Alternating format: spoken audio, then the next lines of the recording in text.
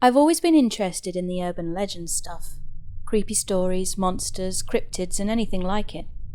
I was born in Minnesota, but I've lived in Montana pretty much all of my life. Think Yellowstone country to the southwestern area. My family is super into the outdoors. Camping, hiking, backpacking, hunting and fishing, etc. We are basically the poster child family for that sort of thing. We are regulars in Yellowstone and Glacier, and the whole Rocky Mountain area. We frequently travel for our camping trips, and if we go out of state, it's usually not very far, like Idaho, Wyoming, or Colorado. Recently I've been pretty fond of the Island Park area in Idaho.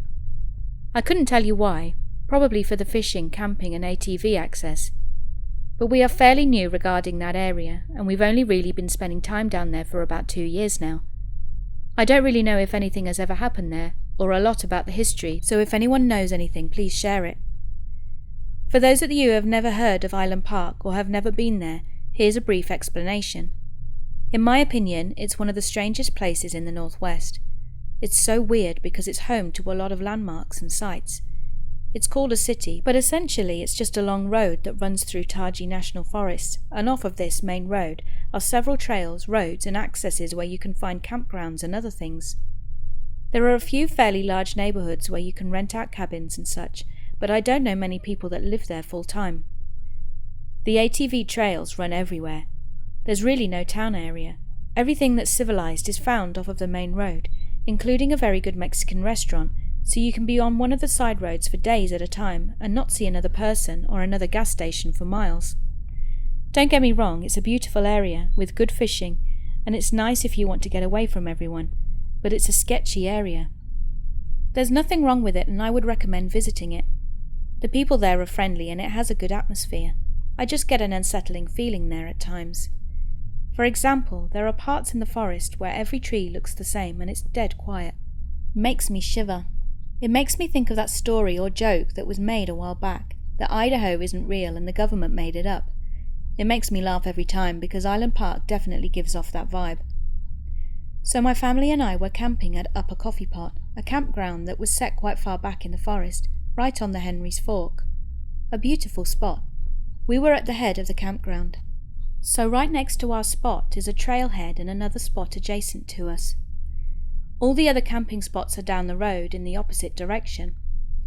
This trail is very long. It follows the riverbank and it goes up all the way to the Trout Hunters, which is a local spot for guides 11 miles from the campground, and this trail connects to everything. On this particular day we were hanging out around the camp just fishing and being generally lazy, and around 3 o'clock my dad and my sister and I decided to go for a hike up the trail just for fun. We got all geared up and threw our jackets and shoes on. We didn't grab our bear spray, but my dad grabbed a headlamp because, like I said, it's a heavily used area and we didn't plan on being out that long. We head out and are chatting and laughing. I have no idea how far we had gone at that point. According to my dad, we were close to Trout Hunters, but looking back on it now that I've hung around that area more, this wasn't true. It starts to get dark, so we turn around. Nothing out of the usual had happened, but still, anyone knows you don't want to be out miles away from any sign of people, with no bear spray and only one light.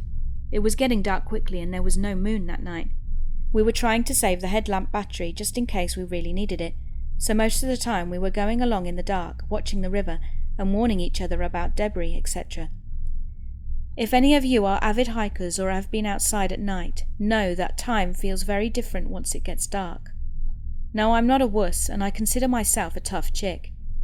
I am the oldest out of the 3 girls in my family, and we have parents that raised us to be badass, educated and outdoor enthusiasts. But even I have my limits, and I'm unfortunately the first one to get uneasy or worried about something. But on the opposing end of that, my feelings are usually right, so my family knows to listen to me when I say shit's gonna go down. So naturally, I start to get antsy and I start questioning my dad, asking how much further, and did you bring any matches, blah blah blah. We have no idea what time it is or how long we've been out. None of us had our watches on because of fishing earlier, and like I said before, time is cruel in the dark. I tried to distract myself from every noise I heard by talking and focusing on the path I can barely see in front of me. I'm getting nervous because my brain and internal clock think there's no way we should still be hiking. We should be back by now. My mind is running rampant about who knows what, and also about the more realistic things like dangerous bears and angry bull moose. My dad is getting anxious too now and decides to turn the headlamp on to offer some security. We all know there's only one way we're going to get back, and that's walking. But none of us were particularly happy about the current situation we were involved in with no protection, which was our mistake, of course, for being lazy about our gear and underestimating the time of day. Soon we can see lights from the campfires in the distance, but they are small, faint specks of light, and we guessed we had about 3 more bends to go before we actually entered the vicinity of the camp. That's around the time I got the feeling. I got goosebumps and shivered for a second. Then from behind us came this scream. It sounded very distant, but trust me, anyone can recognize a scream when they hear one. I've heard a lot of animal sounds in my life, and a lot of them are pretty whack, but this sounded like a rabbit scream. I don't know if you've ever heard a rabbit scream, but it's terrifying. That sound should not come from a small animal. We all stopped in our tracks and were silent for a minute. My dad turns to us and says a coyote or something probably spooked the rabbit. I nod, shiver again, and we continue on our way, all a little on edge. About 30 paces ahead I stopped, and I got this feeling of dread mixed with terror that shot down my body. I'm thinking no. I don't know why, but I can't move, and it was probably because of what happened next. About maybe 20 yards back I hear this strange cry. I can't describe it very well because I've never heard anything like it. It was a low whisper like a sort of screech followed by a rustle and a faint laugh. I know that sounds silly, but when I say laugh, I don't mean like a chuckle or the Joker's laugh. I mean more like a chant, like 2 of the same words repeated in a rhythmic fashion.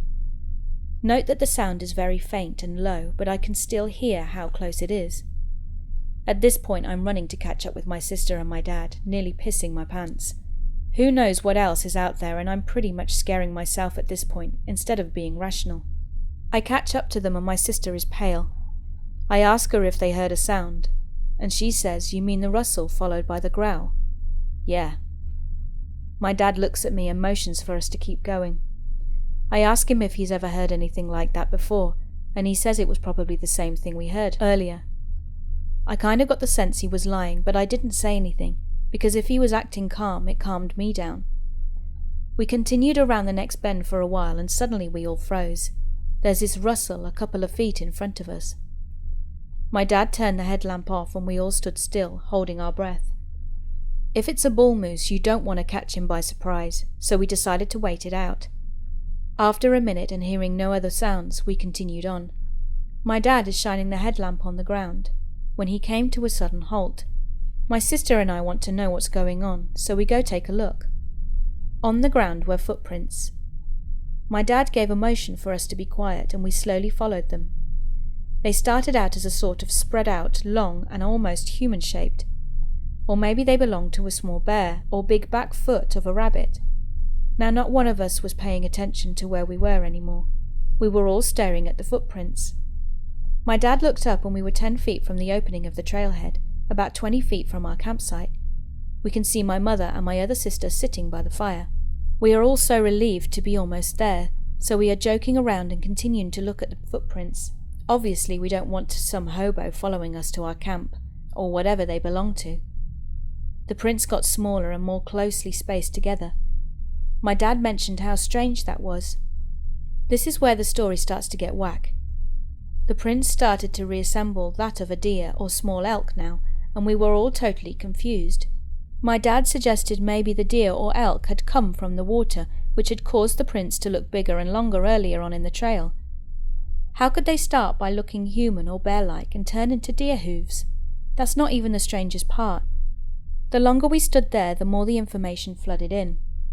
The prints were one set of deer hooves, so unless we missed something, deer have always had 4 legs. Soon the prints stopped about 5 feet from the trail land. They'd just vanished. My dad scanned the area and the footprints didn't go off into the trees anywhere, and they didn't turn around. It was like whatever had made them just disappeared at that exact point. My sister laughed and shrugged it off, saying maybe the 2-legged deer could fly. I started to feel sick to my stomach. I think the mix of the dark, the weird sounds, and the impossible footprints had gotten to me. I ran back to the camp and promptly puked into some shrubs. I got to bed that night feeling fine, but I definitely was not okay with what we had found earlier in the night. I knew I was safe now, but part of me knew something was not right about those tracks and those noises. My dad woke me up the next morning and told me that our dear friend had visited us last night. I jumped out of bed and went to have a look, and sure enough there were a couple of deer tracks around our trailer. For the rest of the time we were there, we didn't see any more two-legged deer prints or human prints, and heard no more noises. Thank God. I still think about those tracks disappearing and somehow changing into another type of print, and that god-awful sound. I tell myself that it was just wet deer tracks, but I can't fully convince myself. If anyone has any questions, please ask. If anyone knows what could have happened that night, or has an explanation about what followed us, then please let me know. I'm very curious. If you want to hear about my other experiences in Island Park, I'd be glad to share them.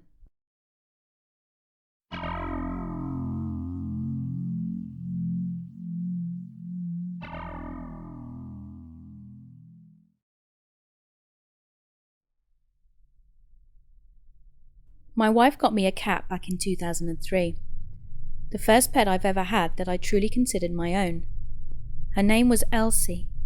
We got her at Christmas time, and there was a huge snowstorm where I live that shut my work down for over a week, so we got 24/7 time together for almost a month. I absolutely loved that cat, and I felt like we had a really special bond, which I'm sure everybody has with their pet, but I'd never felt this way before. Random backstory fact. When I was in junior high, school let out at exactly 2:42 p.m. I'm not sure why that was ingrained in my head, and I don't specifically recall the time that high school ended officially, but I've always sort of paid attention to that exact time over the years. I'd look at the clock and see it was 2:42 probably more often than any other times, but I chalked that up to confirmation bias. Around 15 years later, Elsie is getting a little older, but was still healthy, and I started having these weird thoughts. I started seeing 2:42 a lot. Slowly at first, but eventually it was basically every day that I'd look at the clock in the afternoon, and it'd be 2:42. I'd see license plates with 2:42 in it, phone numbers would have 2:42 in it.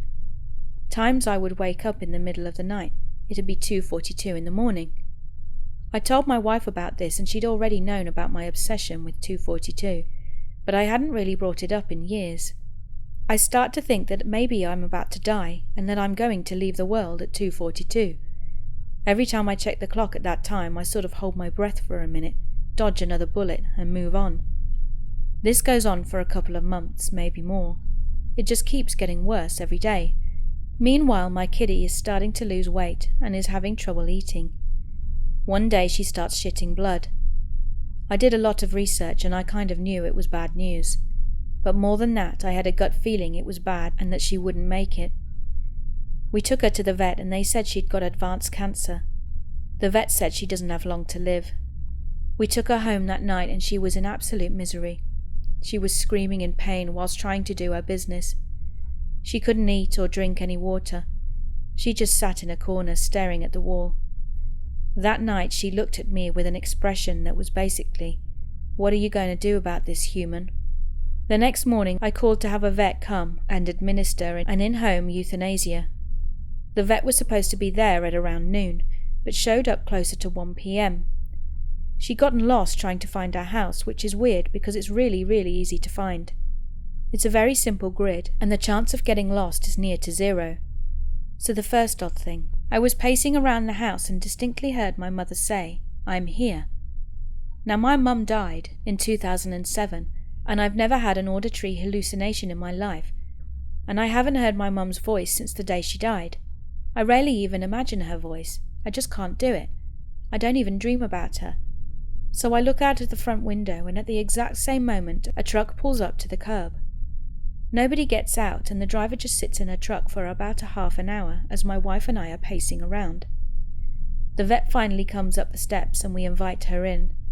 I confirm with her that it's her truck that just pulled up, and she said she had to make a phone call, and that's why she was delayed.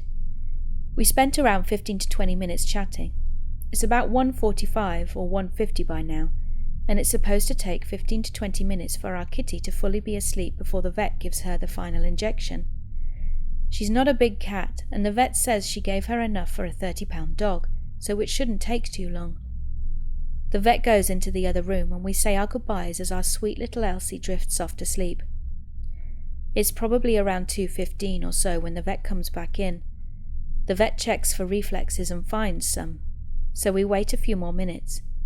After a little while she checks again and she still finds reflexes.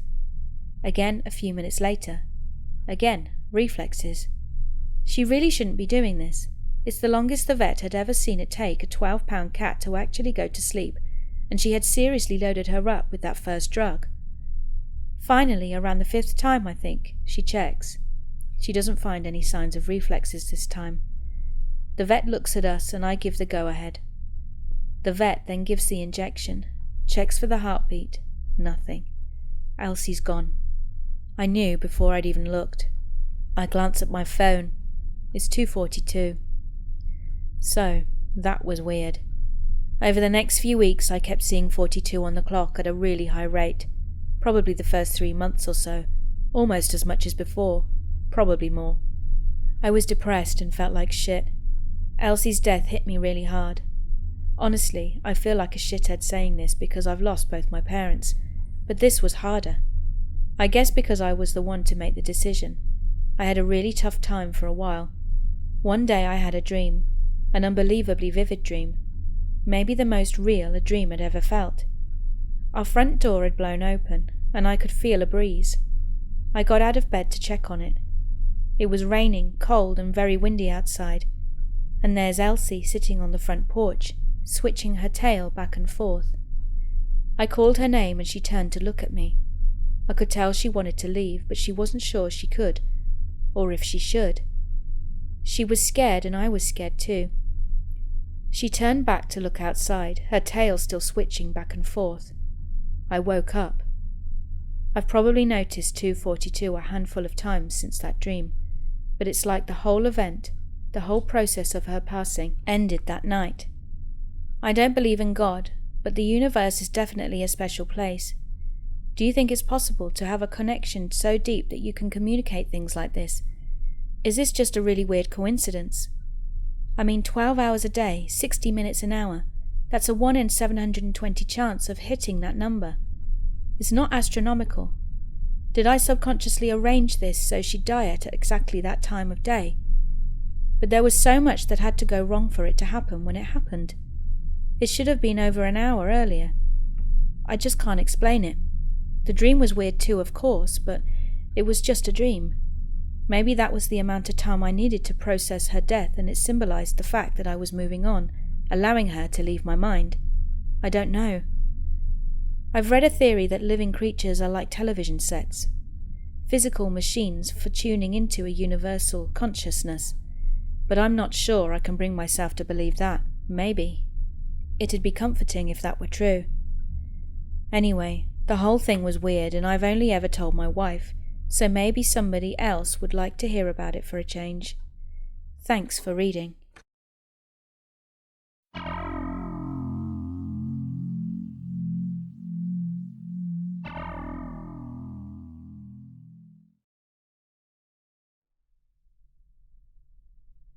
Let me start by saying this story is 100% true.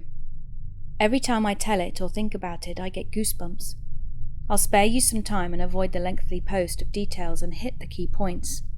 A few years back, my son and I visited a historic landmark near our home, Nemacolin Castle in Brownsville, Pennsylvania to be exact. I personally have had experiences with ghosts in the past, and I wasn't opposed to having an experience at the castle. It was well known to be active in paranormal activity. It was featured on My Ghost Story if you're familiar with the show. For the intro, the tour guide told us about the history of the castle, the families that lived there, the tragedies as well. I'll admit I forgot some of the other details, but I remember her encouraging photos from people on the tour. She mentioned the possibility of capturing ghosts and mentioned the shadow man that is often photographed. Moving along, we went throughout the castle, from the top level to the bottom. There were a few rooms I had gotten feelings in, but no sightings. However, I think they're worth mentioning. Room 1. We were taken into a nursery. It was furnished as if it would have been, way back when it was occupied by the original owners. The story was that a child that had lived at the home had passed away suddenly, and her playful spirit remained. I believed it to be true because prior to the story I swore I had heard a child laughing as we made our way down the hall. Room 2. This room had large windows and a small bed off to the side. The moment I walked in the room I imagined a woman laying in the bed. She was old and slowly fading away. It was her deathbed, if you will. The tour guide proceeds to tell us a story about a woman who lived in the room as I had to ask, "Ma'am, what's her story?" She replied, "Well, she passed away in this room. She actually died in that spot right there in her bed." At this point I'm thinking, okay, I'm in tune with the spirits here. I'm expecting an experience. There were many other rooms, but besides being creepy, I don't have much to say on them, so I'm skipping those details. We took several pictures as everyone does when you visit a haunted house, hospital, etc. We even had the tour guide take a photo of the two of us. I didn't review any of the photos until I got home, as I was mostly concerned with enjoying the tour. When we left, we discussed our time in the car. We exchanged our eerie feelings, confirming this place was indeed haunted and wishing that we had seen something. That night my son went to sleep and my wife and I were laying in bed watching TV. We were discussing the tour and I heard a man's voice outside of our bedroom window. The window was closed and it was winter time, but the voice was so loud. It was screaming and I could hear the words, "You shouldn't be here. Are you out of your mind?" I then heard another man yell, "There's nothing you can do." I actually became irritated and opened the door of the balcony to go out and tell these men to stop arguing in the middle of the night by my home.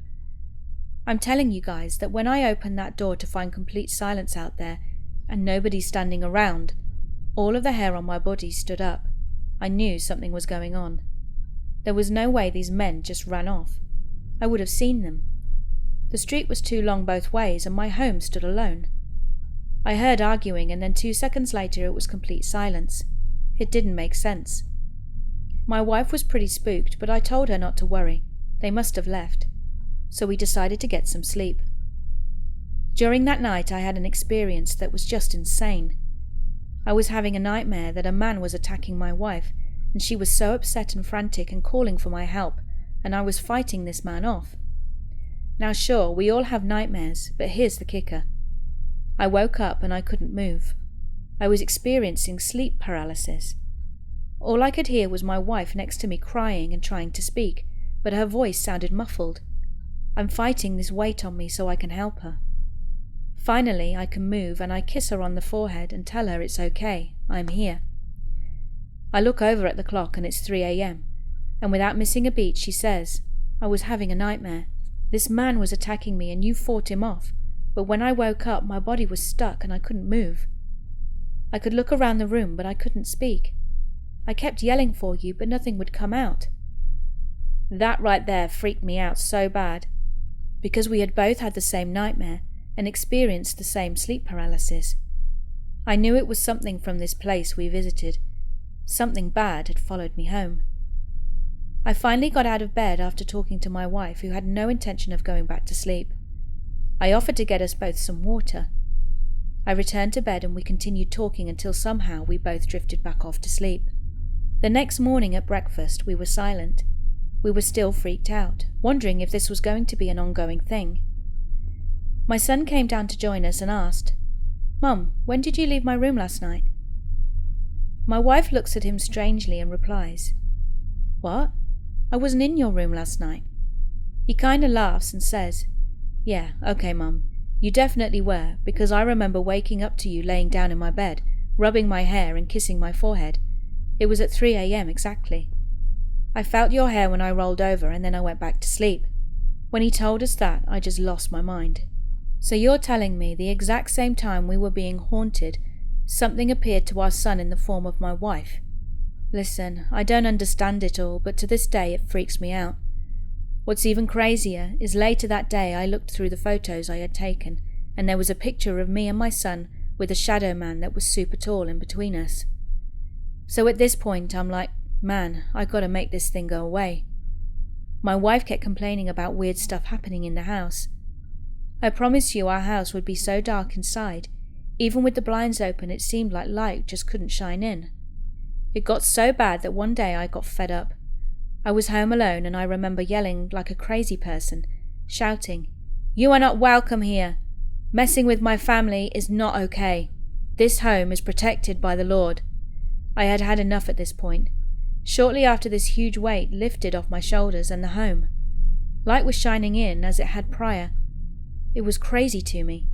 So there you have it, the craziest experience I have ever had, and I'll never forget it until I die. It will always be with me. I still want to know who it was and why. It just doesn't make sense.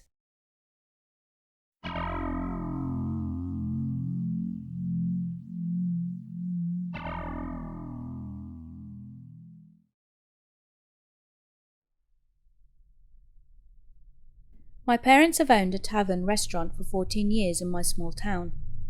My father is someone who likes to start new projects and is a well-known person in our town. One day he was contacted by the local realtor to offer my father a private showing of a historical hotel that had been up for sale. This hotel has been around for decades and went from hotel to restaurant to bar with little success.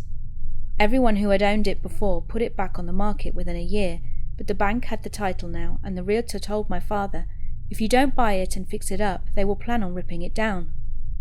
A lot of people in the town thought the only person who could save it was my father, so he bought the hotel. My parents kept the downstairs bar and renovated the upstairs for apartments. That is when odd things started to happen. My father would come home almost every night with camera footage to show my mum and I. The footage always showed an empty pool room with small random orbs floating in the foreground. My father is a believer in the paranormal, but my mother isn't, so her and I both chalked it up to bugs and dust. Although I will agree with the way the orbs zigzagged around the room was weird, it still seemed like nothing. A month goes by and my father comes home early on a Sunday from working down at the hotel. He walked in the house and was spooked by something. My father is rarely affected like this. He told us how he was behind the bar checking on receipts from the night before, when he suddenly heard footsteps approaching from the hallway entrance. We don't open on Sundays, but if someone my dad knew saw his truck in the parking lot, they would have just walked in to see him, so we didn't find the footsteps odd at all. Without looking up from his receipts, he called out, "We aren't open, but give me a second." He heard the footsteps enter the bar room and take 6 more steps toward him before stopping. Taking another second to finish going over last night's shift, he looks up and peers around the wooden support beam, and there's no one there. He said he got out of there so fast he doesn't even remember locking the door behind him. My mum obviously thinks he's crazy, but I am totally freaked. That place had always given me the creeps, but my father confirming my fears made me never step foot in that building again. 2 days ago, my mum had an experience there that sent her out the door faster than my dad. She was in the bar room before opening hours collecting the shift money from the night before. She wasn't in there for more than 5 minutes before she started to hear the faint sound of music coming from the entrance hallway. She said she ignored it for a while, assuming it was one of the tenants upstairs. After collecting the money, she went to leave and the music started getting louder. She said it sounded like old waltz music, piano-based, and it was as clear as day. The further she walked down the hall towards the bathrooms, the more prominent the noise became. As she stepped in front of the women's restroom, she said it sounded like someone was in there playing the music on their phone.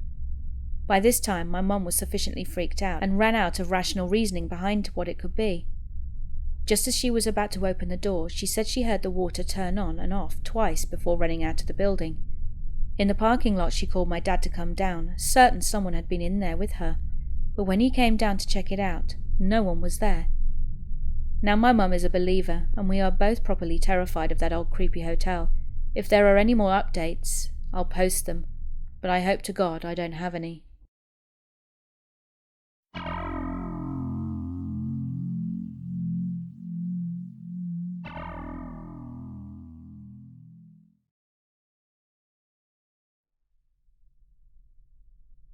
People who I have told this story to have called bullshit, except for my family and friends, who encountered everything as well.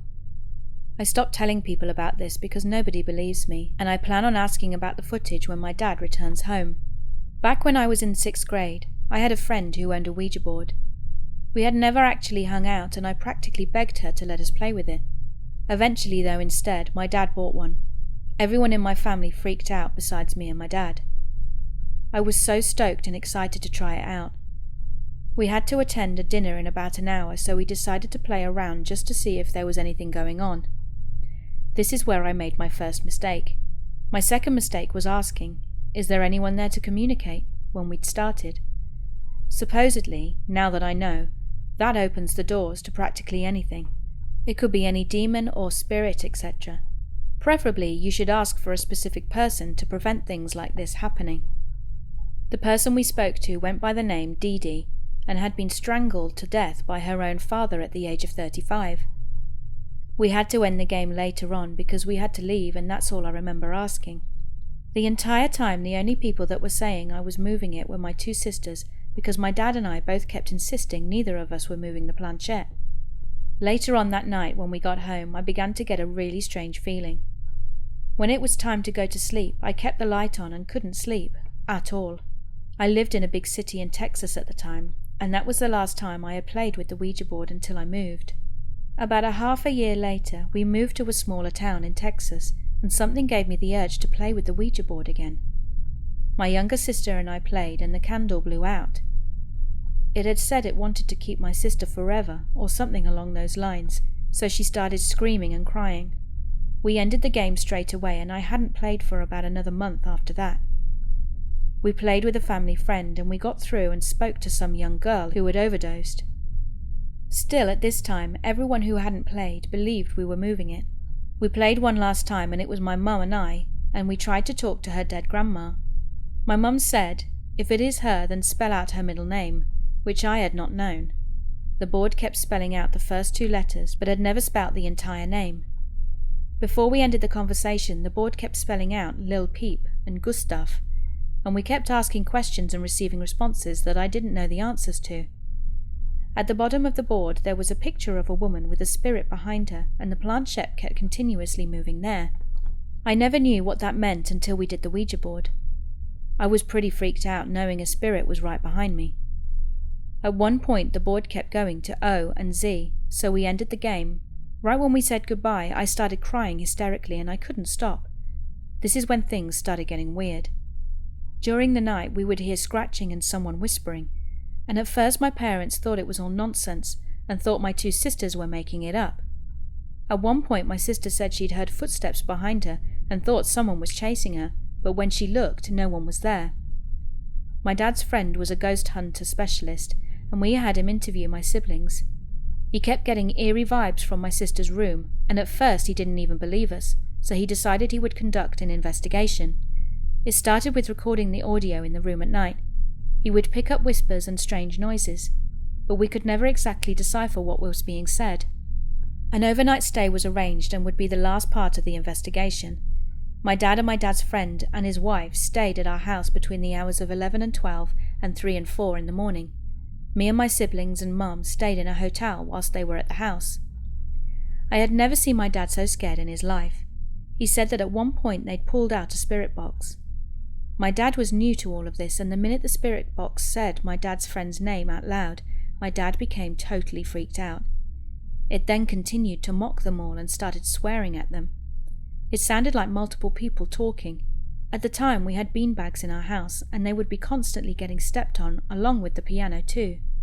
Near the end of the investigation, all of the cameras became drained and my dad was already freaked out. All of a sudden one of our lamp lights twisted on by itself, and to this day my dad still thinks about that moment. My dad then called my mum every 5 seconds because he was so scared. Since all of this happened, I haven't seen that Ouija board again, and our house was cleansed. That board is locked up somewhere, and I'll never know where, and I'm glad it's gone. People forever will never believe this story, but I know people that have had similar experiences and understand the whole event. I don't advise using a Ouija board, and it's most definitely not a toy. We'll never know what it's really like on the spirit side until we die. Don't mess with this stuff unless you know what you're doing. Stay safe.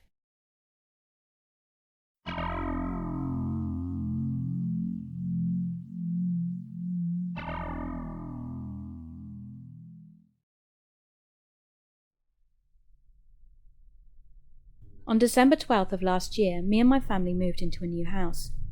I was between my first and second semester of college when we moved, so I decided to take up a part-time position at a Christmas tree farm to get some extra cheese for the holiday. That pretty much meant I was never home. After a few days of actually living there, some things started happening. Now, I'm a lazy bastard. I didn't unpack for another 2 months. In fact, I still have a box or two with clothes and other shit that I just haven't touched. Anyway, there were about a dozen boxes of various things that sat inside my room.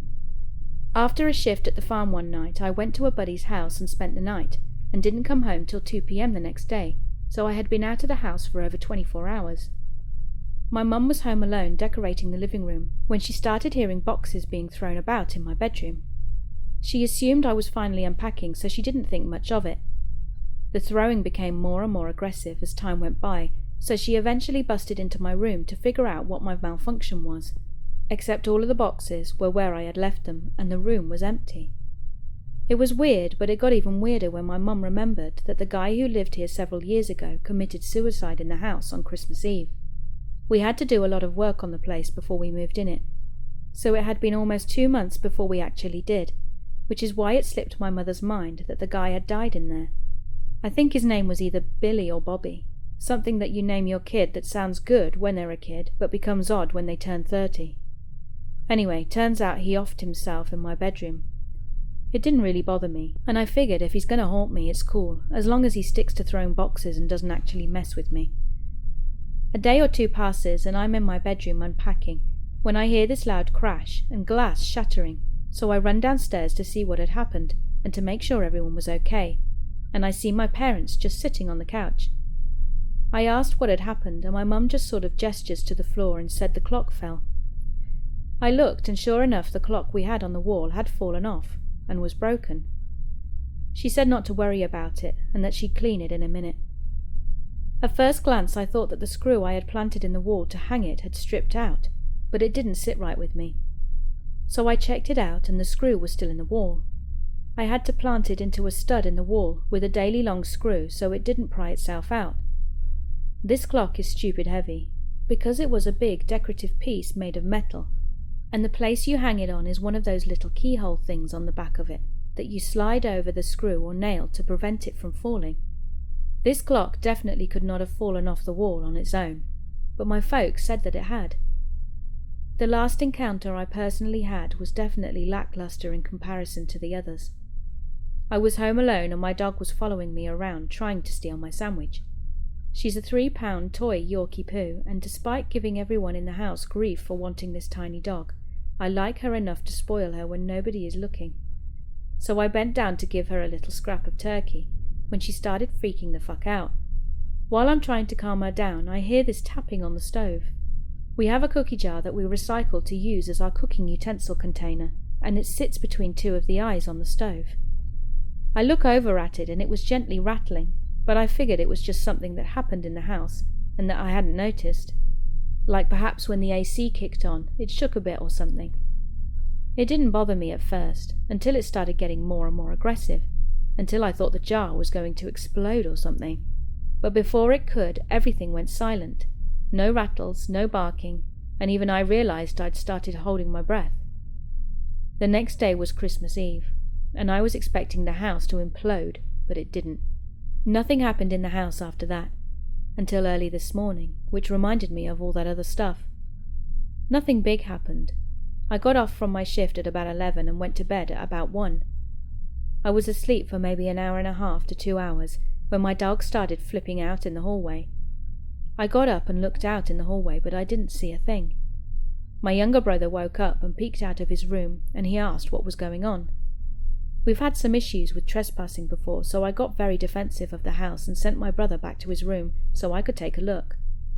I flip on the hallway light and there is nothing there, but my dog is still panicking like her life is about to end.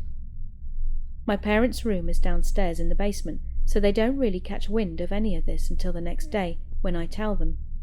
I start to panic and I'm flipping on every light to every room, searching for anyone there, and all of a sudden she stops barking.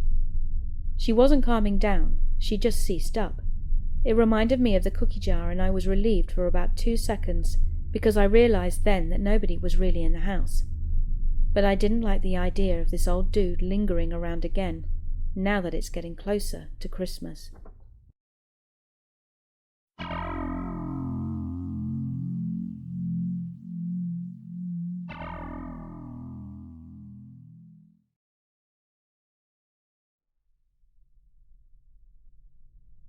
My first occurrence at Duke Mill happened in October time. I have been working in the security industry for the last 15 years. I used to stick by some of the horror movie golden rules. Always turn the lights on before entering a room. If the lights don't work, don't go in. If a corridor is poorly lit and has flickering light, don't go down it. If you hear any strange noises, do not investigate. And if you see something that you can't explain, ignore it.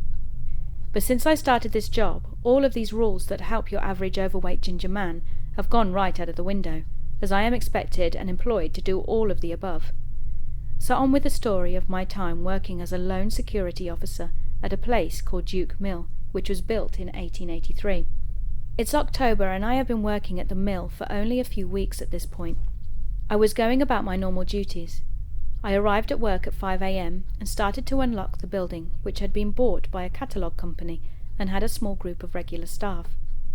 Now I had to go down into the basement, which had no windows or natural light. I was using a very poor functioning torch, and I had to walk from one end of the basement to the other through a maze of pallets and boxes to turn on the light switches. While traversing my way through the maze, I heard what sounded like a woman crying. Me, being the silly tool that I am, went to investigate instead of turning on the lights first. I took out my pointless torch and went to investigate. I turned a corner and followed the sounds towards the boiler room. As I opened the door, I caught a glimpse of a woman who looked no older than 17 or 18, wearing an old-fashioned workmaid's dress. It looked like I was looking at her through grey-tinted glasses, or like something from a black-and-white movie. Now when I say a glimpse, it was less than a second, and then she disappeared. The crying sound had stopped, and I was just left feeling cold, very scared, and frozen on the spot like my fight-or-flight response system had just crashed.